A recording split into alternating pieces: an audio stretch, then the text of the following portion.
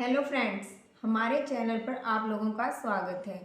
Friends, आज का हमारा टॉपिक है कि ट्यूशन कैसे स्टार्ट करें और एक सक्सेसफुल होम ट्यूटर कैसे बने।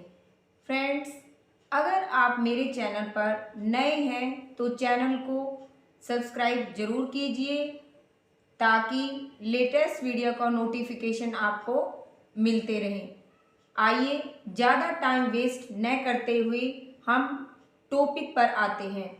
हमारा मेन टॉपिक है कि ट्यूशन कैसे स्टार्ट करें। बहुत सारी हमारी घर में बैठी माताएं, बहनें और ऐसी लेडीज़ एजुकेटेड हैं जो कुछ करना चाहती हैं, पर जो एक सबसे बड़ा फियर उनके माइंड में आता है कि लोग क्या कहेंगे। लोगों का काम है कहना, वो कुछ ना कुछ ज़रूर कहेंगे। इसलिए अगर आपके अंदर कैपेबिलिटी है, आप कुछ करना चाहते हैं, तो होम ट्यूशन से अच्छा बिजनेस आइडिया आपके लिए नहीं है, क्योंकि 2 से 3 घंटे आप ट्यूशन पढ़ाकर एक अच्छी अर्निंग कर पाते हैं। और इसका सबसे बड़ा बेनिफिट क्या है, आप ओनर हैं अपने इंस्टीट्यूट के। जो भी क्लास चाहे छोटी हो या बड़ी, ट्यूशन सेंटर छोटा हो या बड़ा, बट आप एक ओनर हैं। वहाँ आपसे क्वेश्चन पुट करने वाला कोई नहीं है। अगर कभी आपको ज़रूरत होती है तो आप अपने अकॉर्डिंग टाइम आगे पीछे कर सकते हैं। आपको कहीं जाना है, आप अपने टाइम की मैनेजमेंट करके छुट्टियां भी कर सकते हैं। ये आपको सबसे बड़ा बेनिफिट है।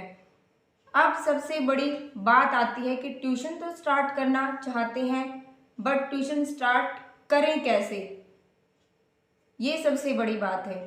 ट्यूशन स्टार्ट करने के लिए मैं आपको कुछ टिप्स बताऊंगी। अगर आप उनको फॉलो करते हैं तो आप एक सक्सेसफुल ट्यूटर बन पाएंगे और अपना ट्यूशन सेंटर रनिंग में ला पाएंगे। सबसे पहले तो आपको जो अक्सर सभी मिस्टेक करते हैं वो आपको नहीं करनी है। वो कौन सी मिस्टेक है? अगर आप ट्यूशन स्टार्ट करना चाहते हैं,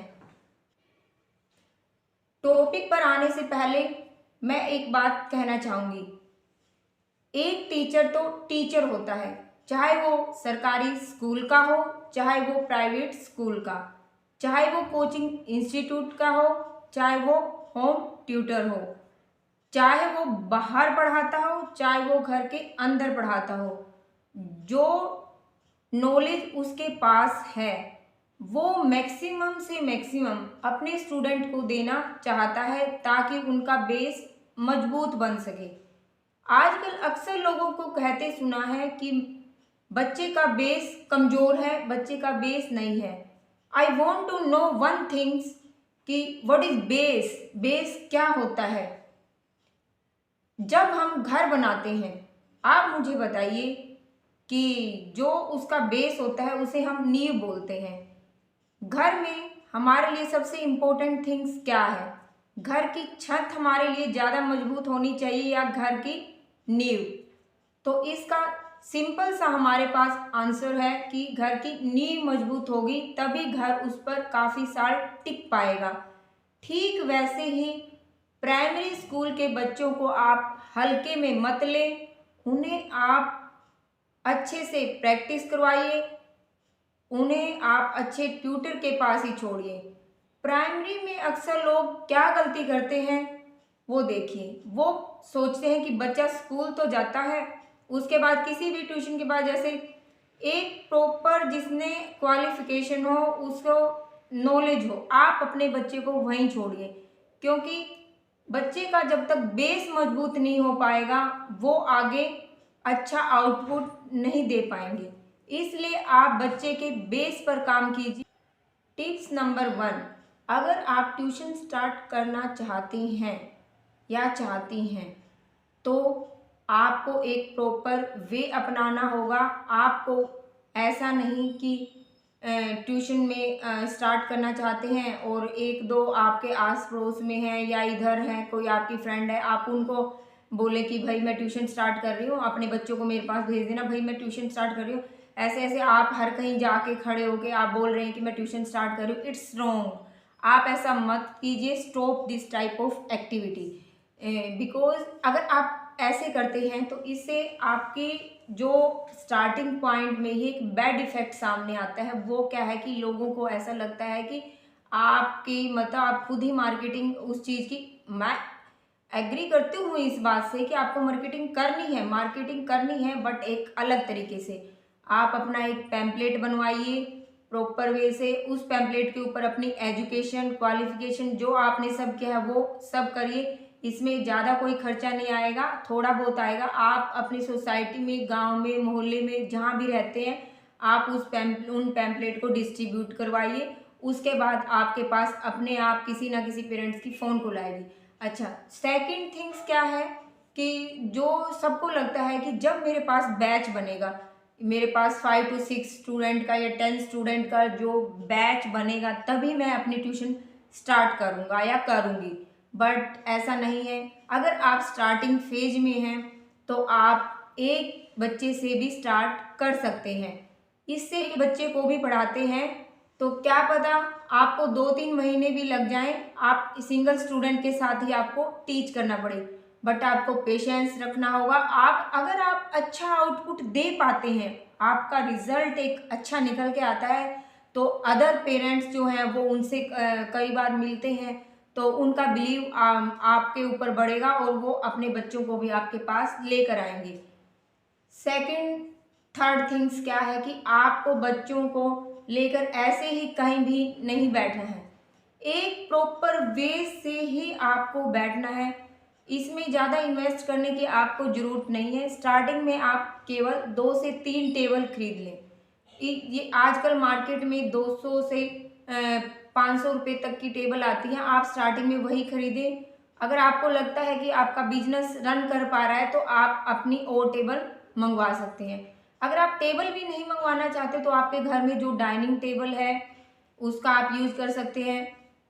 कोई भी टेबल आपकी है, आपके बच्चों की है, तो आप उस टेबल का यूज करें। इसके बाद हमें क्या करना है, फीस का क्या है कि आप लोगों को जो पहले मार्केट रेट पता करना पड़ेगा। आप जिस भी सोसाइटी में रह रहे हैं, गली में, मोहल्ले में, टाउन में, गांव में, जहाँ पर भी हैं, उनका मार्केट रेट पता कीजिए।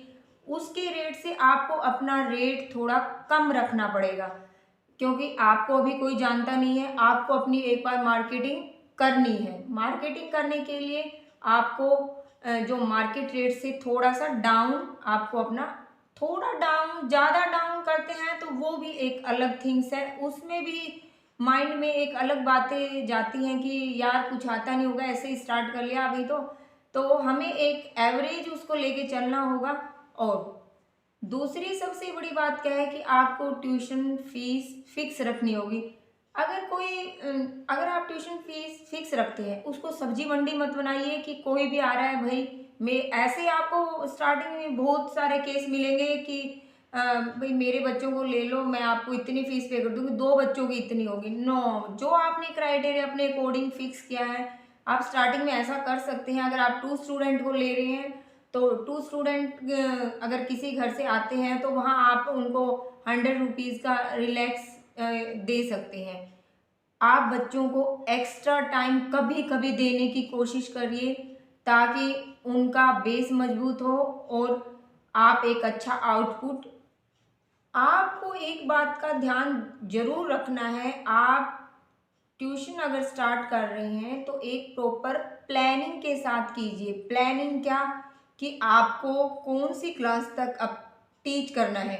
अगर आपको 5th तक करना है, आपको 5th to 8th करना है, आपको 8th to 10th करना है, जो भी करना है। ऐसी खिचड़ी मत पकाइए कि नर्सरी टू 12th जो भी आ रहा है आ जाओ भाई आ जाओ। ऐसे ट्यूटर मैंने बहुत देखे हैं जो कम से कम 20-25 बच्चों को लेके एज ए क्लास जो होती है उसमें लेके बैठे जाते हैं, बट क्लास में भी एक ही टॉपिक हमें करवाना होता है। वहाँ हमारे पास अराउंड 30 to 40 स्टूडेंट होते हैं सिर्फ एक टॉपिक के लिए। और ट्यूशन पर आप देखिए, हर स्कूल का सिलेबस अलग है, बुक्स अलग हैं, बच्चा अलग है, कोई थर्ड का बच्चा है, कोई फोर्थ का बच्चा है, सबका आप कैसे टाइम दे पाएंगे बच्चे को? अगर आप 20 स्टूडेंट की स्ट्रेंथ अपने ट्यूशन पर रखते हैं, आप अपने ट्यूशन पर स्टूडेंट की स्ट्रेंथ 8 से 10 स्टूडेंट की रखिए, ताकि एक अच्छा आउटपुट निकल कर आए। मैं आप लोगों से यही कहना चाहूँगी कि ज़्यादा स्टूडेंट की बजाय आप अपने ट्यूशन पर 8 to 10 स्टूडेंट का बैच रखिए, ताकि आप ज़्यादा ध्यान दे पाएँ। अगर आप ट्यूशन पर बच्चों की संख्या फिक्स रखते हैं 8 से 10 के बीच, तो एक अच्छा रिजल्ट, एक अच्छा आउटपुट जो होता है वो निकल के आएगा। तो आप अगर ट्यूशन स्टार्ट करना चाहते हैं, अगर आपके मन में हेजिटेशन है कि मैंने ट्यूशन स्टार्ट किया, अगर कोई भी बच्चा मेरे पास नहीं होगा तो फिर कैसे होगा? अक्सर ऐसा कई बार हो भी जाता है कि हमारे पास कोई बच्चा नहीं भी आता, तो कोई बात नहीं, आप पेशेंस रखिए। आप अपने पैम्पलेट, अगर एक बार में कोई नहीं आता है तो आप दोबारा से एक बार और डिस्ट्रीब्यूट करवाइए, ताकि किसी को क्या पता उस टाइम नीड ना हो, शायद इस टाइम उसे हो, तो आप ऐसा कर सकते हैं। आप देखेंगे कि अगर आप नियत से काम करते हैं तो धीरे धीरे बच्चों की संख्या धीरे धीरे बढ़ती जाएगी और आपका ट्यूशन एकदम ग्रो करेगा। ऐसे ही ट्यूशन से रिलेटेड कि ट्यूशन कैसे पढ़ाएं, ट्यूशन में बच्चों की संख्या कैसे रखें, एजुकेशन से रिलेटेड, मोटिवेशन से रिलेटेड एंड ड्राइंग से रिलेटेड वीडियो को देखने के लिए फ्रेंड्स मेरे चैनल को लाइक, शेयर एंड सब्सक्राइब जरूर कीजिए। मिलते हैं नेक्स्ट वीडियो में, तब तक के लिए बाय बाय, टेक केयर। अगर आपको मेरी ये वीडियो पसंद आती है तो वीडियो को सब्सक्राइब जरूर करना और बेल आइकन को हिट करना ना भूलिए, ताकि लेटेस्ट वीडियो का नोटिफिकेशन आपको मिलता रहे। ऐसे ही अच्छी अच्छी वीडियो देखने के लिए मेरे चैनल को लाइक, शेयर एंड सब्सक्राइब कीजिए। Bye bye.